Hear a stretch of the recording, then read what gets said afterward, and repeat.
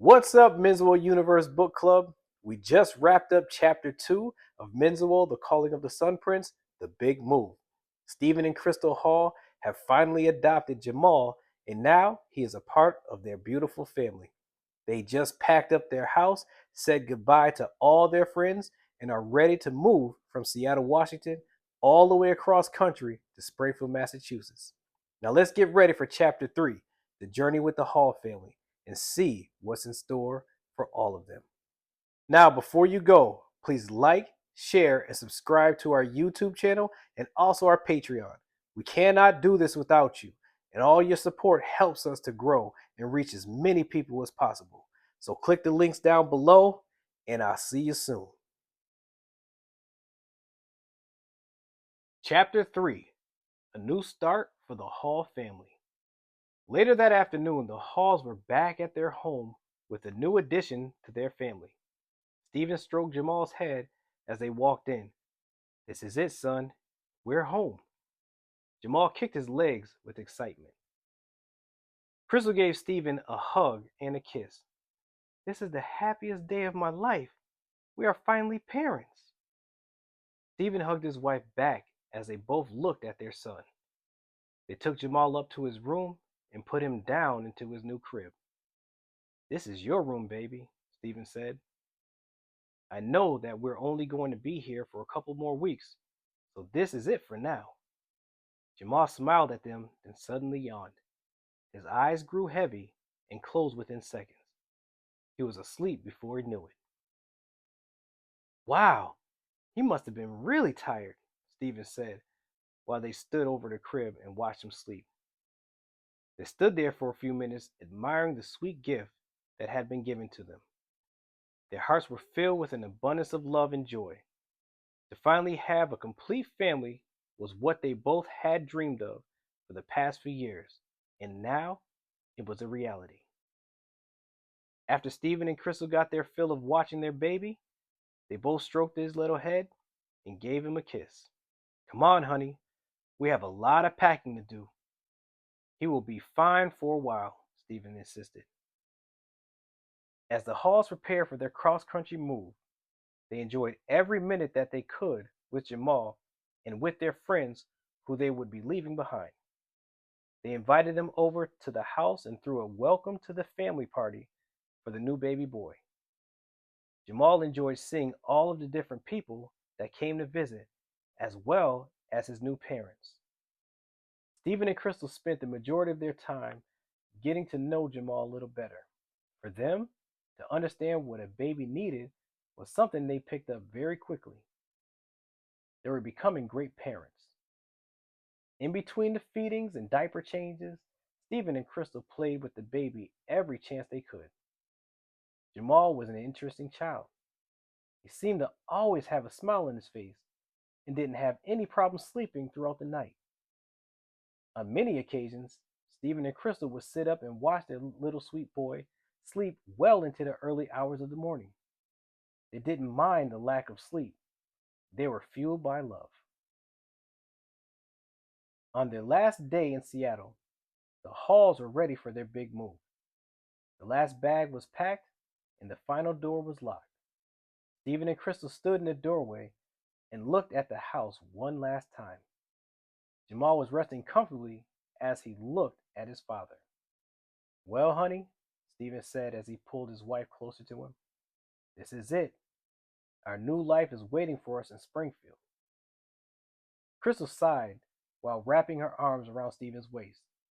"I'm going to miss being in Seattle. We're leaving so much behind." Steven kissed her on the forehead. "I know, honey, but we have everything that we need right here." He looked at his son lovingly. "We are all set now." Without another word, they got into the cab and headed off to the airport. Krystal looked back one last time, trying to keep the lasting image of their home in Seattle in her mind and in her heart. At the airport, they checked their bags before heading through security to the boarding gates. As they made it to their seats, Krystal decided that she would hold Jammal for the flight so that he would be more comfortable. Jammal didn't seem to mind at all. He loved being held by his mother. Okay, honey, Krystal said to Jammal as he looked up at her. We're almost ready to take off. Jammal smiled as the plane made its way down the runway. Stephen looked at his son and noticed the smile that ran clear across his face. How's my little man doing? The plane revved up. Here we go, Krystal said with excitement. Say goodbye to Seattle. The plane started to move faster and faster down the runway. Jammal's smile quickly turned to a dull frown. Uh-oh. I don't think he likes this, honey, Stephen said, unsure of what to do. Krystal started to rock Jammal, trying her best to comfort him. It's okay, honey. This is going to be a fun ride. At that moment, the plane lifted from the ground. As the plane went higher into the sky, Jammal's frown started to turn back to a smile. Oh, look, Stephen said to Krystal as he looked at his son. I think he likes this part of the trip. I think he does, Krystal said, watching his smile grow. Jammal's smile grew bigger the higher the plane flew into the sky. A few seconds later, he started to giggle. His soft giggle then turned into an uncontrollable laughter. What in the world is going on with him? Krystal asked. Jammal's laugh echoed through the plane. I have no idea, Stephen said. He could hear the people behind his seat starting to giggle. People all through the plane joined in as well. These people are getting loopy. As Stephen and Krystal looked around the plane from their seats, they observed everyone's giggle turning into uncontrollable laughter. Passengers were starting to fall out of their seats from laughing so hard. Krystal looked down at Jammal as his laughter grew stronger too. Well, at least Jammal's enjoying this. Stephen and Krystal were the only ones not laughing. The situation was so funny that they chuckled while watching everyone lose him or herself in the moment. This is unbelievable, Stephen said. Did someone open a can of laughing gas on this plane? I wonder if they did. I hope the pilot's okay, Krystal said. They saw one of the flight attendants laughing hysterically and falling to her knees by her cart. And then they heard the pilot's voice come over the intercom. Listen up, everyone, the pilot said. Stephen and Krystal seemed to be the only ones listening. Maybe he knows what's going on this plane, Stephen said with relief. The pilot continued. The reason that I am trying to speak to everyone is the plane has been on autopilot because we can't stop laughing up here. Stephen covered his face with both hands. This is a madhouse. The entire plane is out of control. They both looked at Jammal, and he was still laughing. Well, at least he's not crying, Krystal said. I guess you're right. This is going to be an interesting flight to Springfield, Stephen said, sitting back in his seat. A few hours later, Jammal finally stopped laughing. Without another peep, he fell asleep. As soon as he had his eyes closed, everyone on the plane started to calm down. Stephen noticed the silence that fell upon his ears. He popped up and looked around. People were pulling themselves off of the floor and plopping themselves back into their seats. Within seconds, they were falling asleep as well. Whoa! It's finally quiet, Stephen said to Krystal. All of that laughter wore me out. Yeah, I know. Now maybe we can all get some rest. Look at Jammal. He's out like a light, Krystal said, trying to relax herself. Well, I just hope the pilot doesn't fall asleep, Stephen added. We need to land safely. The intercom came on again. Hello, everyone, the pilot said. I hope that you all are enjoying this flight. This is the first time I have experienced something like this. I will be fine as soon as I have my coffee. Enjoy the rest of the flight. Stephen turned to Krystal. Now I can rest. He sat back in his seat. Here, let me take him. I'll hold him for the rest of the flight. Krystal handed Jammal's resting body over to Stephen. Thank you, honey, she said as she fell back into her seat. That was a lot of work holding him through that mess. Stephen chuckled and held his son tight while closing his eyes to rest for a bit.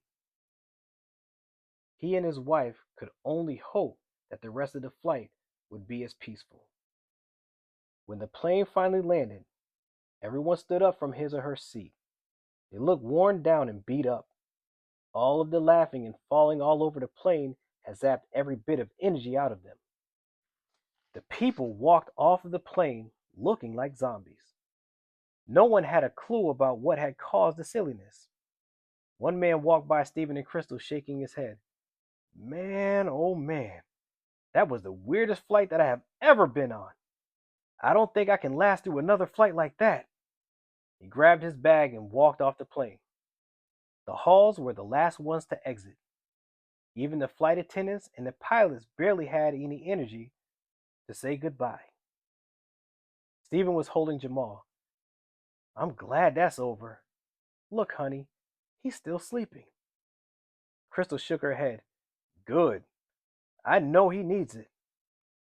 They walked off the plane and into the airport. When they got to the baggage claim, there was a man holding a sign. It said, Hall Family. Steven walked up to the man in the suit. Excuse me, sir. We're the Hall family. The man smiled. Oh, hello, Mr. Hall. I'm your limo driver. I am here to bring you and your family to your new house. Let me take your bags. He grabbed their bags and escorted them out to the limo. Wow, Steven. I didn't know that we had a limo waiting for us, Krystal said when she stepped into the limo. Steven was just as confused. You're telling me? I thought we had to catch a cab, but I'm not complaining one bit. After the driver collected the rest of the bags, he got into the limo, ready to drive them home. Okay, Mr. and Mrs. Hall, we are all set to make the ride to your new house. Buckle up. I'll take him, honey, Krystal said to Steven, looking at Jammal's sleeping form. Steven handed Jammal over to Krystal. I can't believe he's still asleep. Just as he said that, Jammal opened his eyes and let out a little cry. You spoke too soon, Krystal said, chuckling. He must be very hungry. Hand me his bottle. Steven reached into the baby bag and grabbed it. As soon as Krystal put it in his mouth, the crying stopped. He was really hungry. Between the laughing and sleeping on the plane, I think he forgot to eat. Steven looked out of his window. He and Krystal enjoyed the smooth, quiet ride to Springfield. They couldn't wait to see their new home. A short while later, they pulled up in front of their new house. The driver opened the door for them. Here we are, Mr. and Mrs. Hall, 25 Melbourne Lane. As soon as Steven and Krystal looked at their new house, their eyes were glued to it. It was the house of their dreams, a white Victorian with blue shutters and a fenced-in yard. Oh, honey, Krystal said with her mouth hanging wide open. The house looks even better up close than in the pictures that the firm sent us. It sure does, Steven answered, standing in the driveway, just as shocked. The driver walked over to Steven and handed him the keys to the house. Here you are, sir. These are your keys. I'll get the bags. This is our home, he said, his eyes wide after he had stepped through the open door. They turned on the lights and saw that the entire house was fully furnished. All of their belongings that they had shipped from Seattle were already unpacked and in place. Krystal walked around. I can't believe this. It's everything that we ever wanted. She turned to Steven. We don't even have to unpack. Steven smiled while holding Jammal. I know. This is unbelievable. The driver walked in with their bags. Here you go, sir. The rooms are all set as well. Care of the firm. And the company has provided you with a car. It is in the garage. He handed Steven another set of keys. Steven couldn't believe what he was hearing. He looked at the driver, very confused. Perks of the job? The driver smiled back. Exactly, Mr. Hall. You have a few days before you are required to report in, so just get yourself and your family settled. Welcome to the lovely city of Springfield, Massachusetts. They shook hands. The driver tipped his hat to Krystal and walked out of the house. Steven and Krystal could do nothing else but laugh at each other. They were so excited about everything that had just happened. They both walked through the house in disbelief. Within seconds, they fell in love with it. Every room that they went into was the exact way that they had wanted it to be. After their tour, they made their way into the living room and sat down on the couch to catch their breath. "This is it, honey," Steven said. "We're home." He gave Krystal and Jammal loving kisses and fell back onto the couch. After a moment of resting, Steven and Krystal decided to take Jammal up to his new room. "Come on, honey. I think the little guy needs his nap," Steven said. He got up from the couch. "It seems like all he ever does is eat and sleep," Krystal responded. "Yeah, I know. It must be great to be a baby. You have absolutely no worries at that age," Steven answered. They walked up to Jamal's new room and placed him inside of his crib. He looked up at his parents with a smile as he lay on his back. Steven and Krystal blew him a kiss, then quietly walked out of the room. As soon as the door closed, a light started to shine from the pit of the stone that rested on his necklace.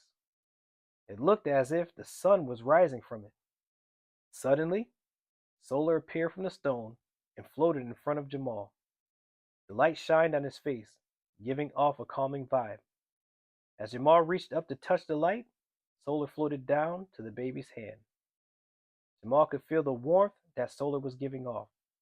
This made him very happy.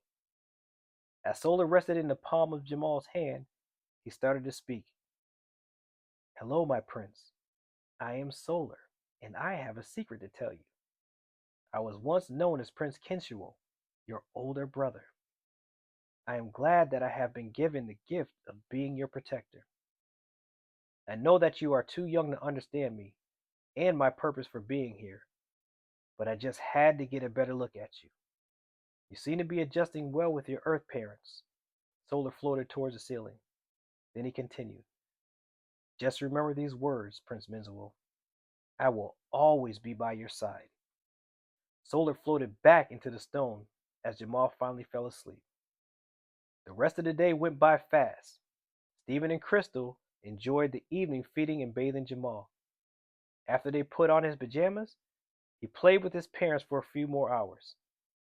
It was close to 9 o'clock when he finally fell asleep for the night. Steven put the baby back into the crib and made his way to his and Krystal's room. Krystal was sitting up on the bed as Steven jumped on it. "Our first night in our new house," he said as he fell back onto his pillow. "I couldn't have asked for anything more." He leaned over and kissed his wife. "Good night, honey." "Good night, Steven," Krystal answered as she pulled the blankets up.